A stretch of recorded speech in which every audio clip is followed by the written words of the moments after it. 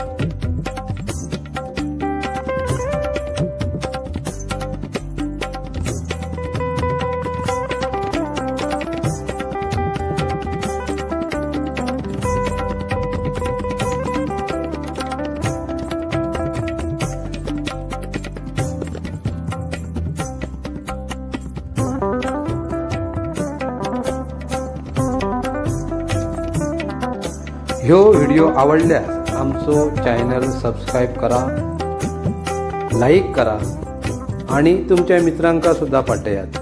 धन्यवाद।